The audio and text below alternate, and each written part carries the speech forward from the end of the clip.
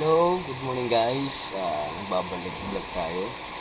Kahit matagal hindi nasundan. So, for today's vlog, magtutune up tayo ng makina ng 4B1. 4B1 na makina. Halos alam naman ng karamihan to. Kaya namin tayo ng trabaho. Alam na rin to. Pero, gagawa ko ng content. Kasi matagal-tagal tayo hindi na mapag-upload sa YouTube. Ito, nag-upload muna tayo kahit pa paano. Ito 4B1 na makina, tune up tayo. Ito ang parang paano mag-tune up, mga kailangan gawin. Una, kilo gauge.